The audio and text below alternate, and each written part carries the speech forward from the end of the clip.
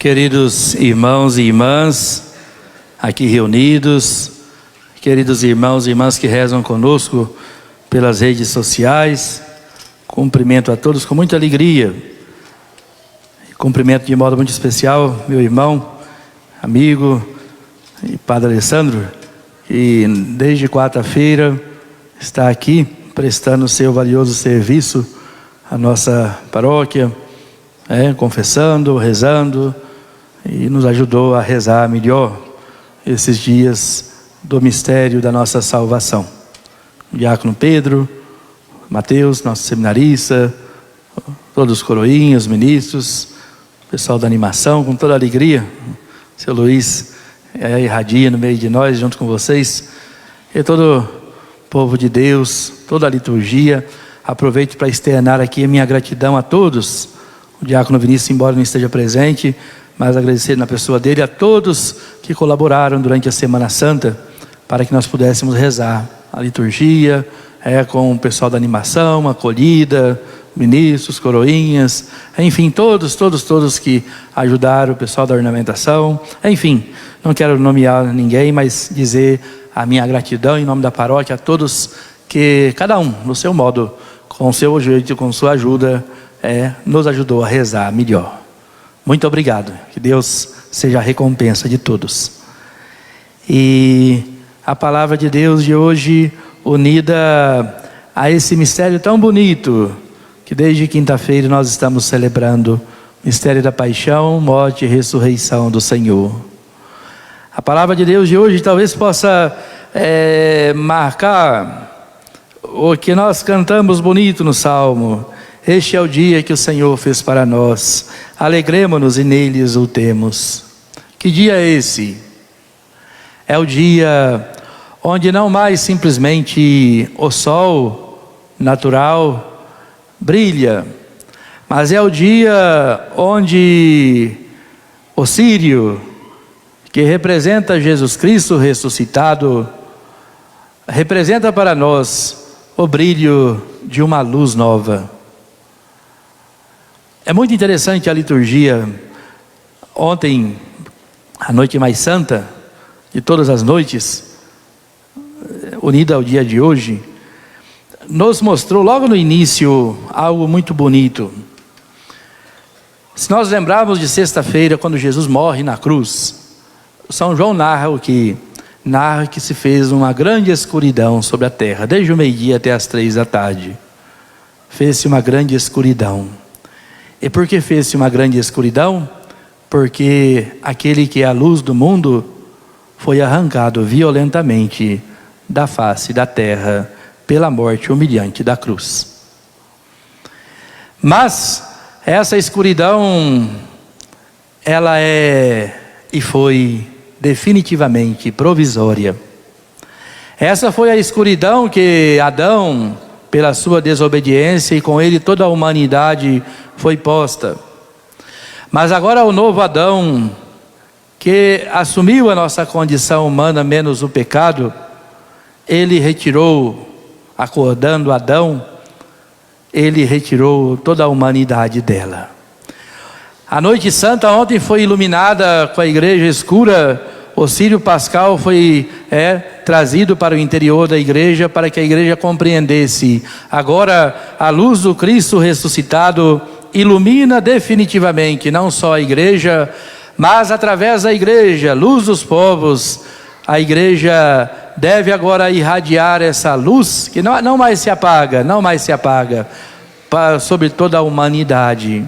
Daí se vem a compreensão da igreja, na primeira leitura, a compreensão de que a igreja deve ser testemunha que Deus ressuscitou Jesus Cristo. Essa vai ser uma das marcas da oitava da Páscoa e desses dias do tempo pascal, que nós vamos ver que há uma insistência enorme nos Atos dos Apóstolos, a igreja como testemunha de que Deus ressuscitou Jesus Cristo por obra do Espírito Santo. A ressurreição é justamente Deus que ressuscita o Filho, justamente pelo seu Espírito. Queridos irmãos, Aqui nós temos que então compreender que essa luz que nos ilumina deve fazer-nos aqui compreender as Escrituras, e ela nos coloca no meio do mundo, como luz do mundo. Então, continuadores da missão de Jesus, devemos ser testemunhas. Agora, aqui é preciso, antes de que nós sejamos testemunhas, façamos a experiência de corrermos com Maria Madalena até o túmulo de Jesus. Aqui nós temos no Evangelho de João, diferente dos 3 primeiros evangelhos, muitas particularidades dele mesmo. Primeira coisa bonita que São João nos ensina, ele começa narrando que no primeiro dia da semana, Maria Madalena foi ao túmulo de Jesus. Mas que semana é essa? São João tem em mente quando escreve o Evangelho. Nós ouvimos ontem na primeira leitura da vigília, que Deus criou o mundo em 7 dias, e no 7º dia Ele descansou de sua obra. Mas depois do descanso de Deus, o pecado entrou no mundo e feriu a criação muito boa que Deus tinha feito. E São João escreve então, a primeira semana pertenceu à primeira criação. E agora a segunda semana é a semana, aqui pedagogicamente somente, porque em todas as semanas Deus trabalhou em comunhão, o Pai, o Filho e o Espírito Santo. Mas a segunda semana São João escreve como sendo a semana do Filho. E se nós pegarmos o Evangelho de São João, desde as bodas de Caná até chegar à sexta-feira santa, na quinta-feira santa, ali completa o 6º dia da missão de Jesus. O Evangelho de São João se desenrola em 6 dias, até sexta-feira santa. Na sexta-feira santa, Jesus, ele aqui cumpre a sua missão. Trabalha 6 dias. Como Deus trabalhou 6 dias também na primeira criação. E é interessante que no 7º dia da semana de Jesus, coincide com o sábado santo, onde o Pai descansou na primeira semana, o Filho também descansa no sábado santo, no sono da morte. Mas aqui o silêncio perpetuou ontem na terra, diz um autor muito bonito, no 2º século. E agora, no primeiro dia da semana, Jesus se manifesta ressuscitado. Começa-se assim a terceira semana. Domingo que vem, que é ainda o tempo da 8ª da Páscoa, nós veremos que São João narra justamente Pentecostes simultaneamente ao primeiro dia da semana, para dizer que começa a semana do Espírito, começa a semana da igreja, que é impulsionada pelo Espírito. Aqui, queridos irmãos, nós temos uma coisa muito bonita. Esse primeiro dia está começando. Ele está começando bem de madrugada, quando Maria Madalena vai ao túmulo, e quando ainda estava escuro. São João faz questão não só de dizer que é madrugada, mas faz questão de dizer que ainda estava escuro. Mas estava escuro por quê? Porque a falta de compreensão dos discípulos, simbolizados aqui na pessoa primeiro de Maria Madalena, ainda estavam vivenciando a tristeza da sexta-feira santa. A escuridão da morte de Jesus, que São João narrou, tomou não somente um tempo geográfico, mas tomou a condição existencial dos discípulos, que agora viviam ainda muito escuro, não somente natural, do ponto de vista da natureza, mas era a própria existência deles que estava escurecida. A escuridão implica as trevas, que implica a morte. Padre Alessandro, o senhor conhece bem o Padre Marcelo Rossi, não? Ele tem a noite lá, a música Noites Escuras. E as noites escuras é a noite que os discípulos ainda vivenciavam. Mas agora nesse momento da escuridão, da falta de esperança na vida, certamente a escuridão do sofrimento, certamente as noites escuras que também nós passamos na nossa história, é nesse momento que Maria Madalena vai ao túmulo. Talvez para chorar, talvez para lamentar-se, talvez para poder ver o corpo de Jesus que foi sepultado. Mas agora ela é tomada de uma grande surpresa. Tomada de uma grande surpresa. Agora ela começa aqui a se dar conta de que algo está errado. Algo está errado. No meio do sofrimento dela, ela viu que a pedra tinha sido retirada do túmulo. Mas o que significa para São João a pedra? A pedra muito grande que nos evangelhos sinóticos aparece descrita é justamente a pedra que detinha o poder da morte. O túmulo fechado pela pedra era para dizer: aqui ninguém pode rolar-me. A primeira, certamente, grande fato que Maria Madalena se dá conta é que a pedra foi rolada. Mas para São João não é meramente uma pedra. A pedra que representava a morte foi rolada do túmulo. E isso não foi feito por mãos humanas, mas foi feito por Deus. A pedra não tem Jesus que estava no túmulo, para dizer: a morte não me segura mais. E ela sai correndo e vai dizer aos dois discípulos, Pedro e João. Os dois saem correndo. João representa o amor, aquele que Jesus mais amava. Pedro, a fé, mas não entra.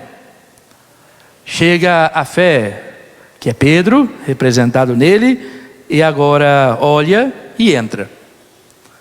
Isso significa algo muito bonito. A fé é aquela que nos desperta para o amor.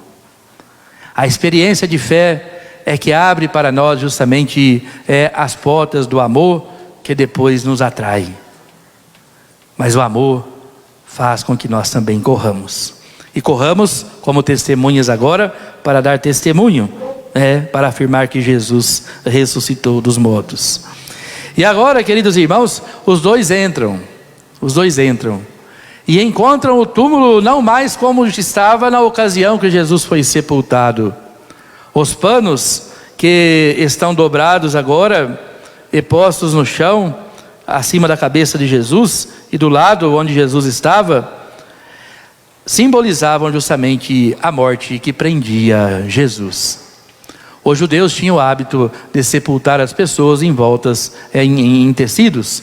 Se lembrarem de Lázaro, por exemplo, quando Jesus ressuscita Lázaro, desamarrai-o. Deixe que agora a vida, mesmo que provisória, de Lázaro, aqui rompa com a morte. Mas é provisória, porque Lázaro, segunda passada nós vimos, ele morreu de novo, porque os judeus o mataram. Mas agora os panos estão no chão, enrolados, porque a morte não detém mais Jesus ressuscitado. Queridos irmãos, este é o grande acontecimento que a liturgia hoje nos apresenta. A morte não tem mais força sobre a vida. E agora não é mais uma realidade transitória, porque transitória foi justamente a realidade da cruz. Mas agora nós estamos diante de uma realidade definitiva. Não mais teremos as noites escuras ou a tarde escura da Sexta-feira Santa, porque a força da luz rompeu com a força da escuridão. A morte de Jesus, queridos irmãos, ela matou a própria morte. E agora o que resta para nós, a primeira palavra da nova criação, é esta aqui: Jesus Cristo está vivo, Ele ressuscitou e não morre mais. Agora, queridos irmãos, nós podemos contemplar em Jesus muitas coisas lindas. Se lembrarmos de Adão, ele foi expulso do jardim do Éden, do paraíso. A morte e ressurreição de Jesus não mais agora nos colocará no jardim, porque o jardim fica normalmente fora da casa. Mas a morte e ressurreição de Jesus agora nos abre as portas da casa do Pai, onde na ascensão Jesus vai subir e vai dizer: na casa do Pai tem muitas moradas. Uma coisa é ficar morando no jardim, outra coisa é poder entrar na casa. E aqui podemos então contemplar em Jesus morto e ressuscitado, é justamente isso. O caminho do Calvário faz parte do caminho da eternidade, mas ele é passageiro. E o caminho do Calvário conduz à alegria da ressurreição, que aponta para a eternidade, não mais no jardim, que já era um lugar bom, mas agora para casa, a casa do Pai. E Jesus, que assumiu nossa condição humana, nos dá uma esperança muito bonita. Essa condição que ele assumiu na encarnação é a mesma condição que ele crucificou, e é essa mesma condição humana que Deus hoje glorificou. E então podemos dizer assim que em Jesus Cristo nós já estamos e já somos também glorificados. E é pelo batismo que nós experimentamos isso, a terceira parte da liturgia de ontem. E somos alimentados na Eucaristia, enquanto estamos a caminho, justamente coincidindo com a quarta parte da liturgia de ontem. Queridos irmãos, qual é o motivo da alegria deste dia? É justamente este aqui: a morte não existe mais. Mas alguém vai dizer: o padre está louco, que um dia nós vamos morrer. Mas a morte, eu sou muito apaixonado na expressão de São Francisco de Assis. Ele diz que a morte, que nós vamos passar por ela, é um rito de passagem deste mundo para Deus. E é morrendo que se vive para a vida eterna. Então nós não vamos mais ser dominados pela escuridão do túmulo. Nós vamos ser sepultados, mas nós estamos envoltos no mistério da morte de Jesus no batismo, e por isso temos a firme esperança que a nossa casa definitiva é o céu. Não é à toa que nós rezamos pelos falecidos todos os dias, não é à toa. Lembrei outro dia da dona Joana, não guardava o nome na quinta-feira, a avó do padre Alessandro, que ele velou aqui não faz muito tempo. Não é à toa que nós rezamos por eles. A morte não significa fim da existência, é meramente um rito de passagem, mas que nos incomoda, porque nós nascemos para viver, não fomos criados por Deus para morrer. Mas Deus foi tão bom que, eu desobedecendo, nós pecamos, e pelo pecado a morte entrou no mundo. E hoje, sem mérito nenhum, Deus concedeu-nos não mais a vida de Adão, a natural, que foi soprada em suas narinas, mas a vida nova que Jesus agora sopra sobre os discípulos em Pentecostes para São João. É essa a nossa vida, é essa a nossa condição. Somos, me recordo a expressão do diácono Vinícius, somos pecadores amados e perdoados, e hoje diria, pecadores que Deus revestiu com a sua imortalidade. Por isso, lembrando, e eu lembro com muito carinho dos meus entes queridos, meu papai, minha mamãe, meus outros parentes. Estou vendo a Dona Esmeralda aqui, me recordo com tanto carinho do esposo dela, do Sr. Egberto Malta Moreira, que tanto me ensinou na vida, de tantas coisas, tantas pessoas, e a lembrança nunca vai desaparecer, a saudade nunca, mas hoje nasce, ou renasce, ou fortalece, deve fortalecer a verdade da fé. A morte não colocou fim à existência de ninguém, porque Jesus ressuscitado a destruiu. Esse é o testemunho que devemos dar. Mesmo quando, quem sabe, o dia que chegar também as noites escuras do sofrimento nosso, quem sabe quando chegar o momento da passagem deste mundo para Deus, nós fiquemos talvez angustiados, porque ninguém quer morrer, e o próprio Jesus ficou angustiado antes da morte, mas pediu: faça-se, Pai, a tua vontade. É preciso que nós acreditemos, também nas noites escuras da vida, Deus, que é luz, não nos abandona. Talvez o grande drama nosso humano é que no meio do sofrimento nós ficamos obscurecidos, ficamos aqui um tanto angustiados, e ficamos talvez desolados, como diria Santo Inácio de Loyola, e não percebemos a luz de Cristo ressuscitado. Mas Deus está também no meio da escuridão que nós passamos nessa história. Mesmo que nós não o percebamos, Ele está no meio de nós. Então que Deus nos ajude. Vivermos este mundo como peregrinos. Essa é uma terra de passagem. A nossa casa definitiva é a casa de Deus. E Deus nos deu esse presente hoje. Por isso, tudo que fizermos neste mundo de bem para os outros, nunca vai se comparar ao bem inestimável que é a eternidade. Vivamos com alegria, no meio das alegrias deste tempo, das esperanças, dos sofrimentos, mas tenhamos certeza que olhando para frente, vamos contemplar o jardim do lado de fora e a casa bonita que Deus certamente vai um dia nos acolher. Uma feliz e santa Páscoa para todos. Cumprimento com muita alegria a cada um de vocês. E desejo que Deus faça nascer no coração, fortaleça no coração a certeza. Vale a pena viver. Quer seja neste tempo presente, mas vale a pena muito mais ainda viver neste tempo presente, dando um significado para ele, de que aqui é passageiro. Façamos todo o bem para nos unir a Jesus Cristo ressuscitado, como fala brevemente a segunda leitura. Todo o bem que fizermos nunca vai se comparar ao bem que hoje recebemos. Somos filhos e filhas de Deus e herdeiros da casa dele no céu. Não tem herança melhor do que essa, não. Feliz Páscoa a todos. Deus abençoe a todos e que possamos sair daqui com muita alegria. Seu Luiz, eu vi o senhor cantando, dançando, como seu estilo tão amável e amigável. Nós saiamos cantando a mesma alegria que o senhor nos transmite na sua vida, dizendo, vale a pena viver. Temos um Deus que está vivo no meio de nós. Assim seja. Amém.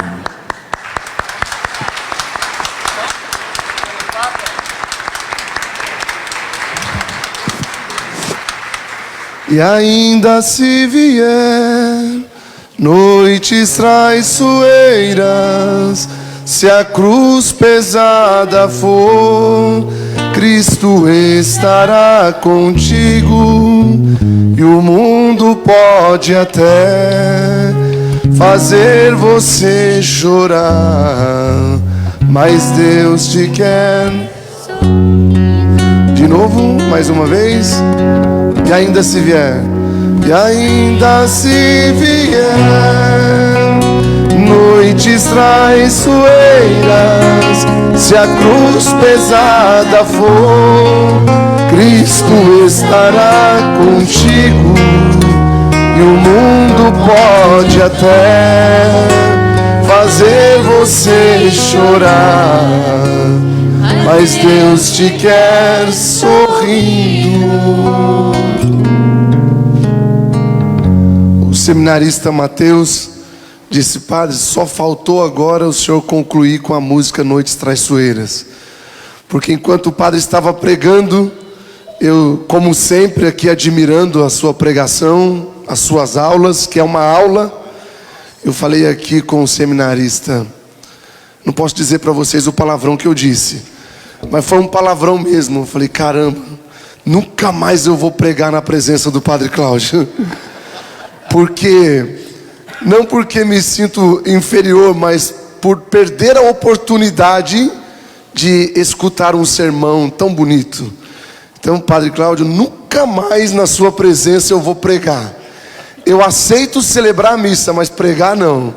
Porque eu não posso perder a oportunidade, o nosso povo da nossa paróquia não pode perder a oportunidade de uma pregação tão bonita, de um sermão tão bonito e de uma aula.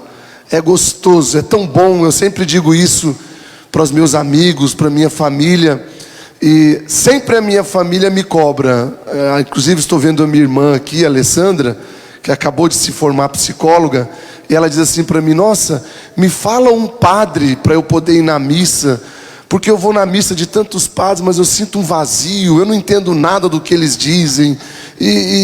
Do jeito que eu entro, eu saio. Então, minha irmã, o padre é o Padre Cláudio. Venha para cá que você vai ter aula de teologia, de filosofia, e vai sair cheia, com o coração cheio. Porque é assim que eu me sinto quando eu escuto um sermão do meu irmão aqui. Pode dar uma linda salva de palmas, porque ele merece.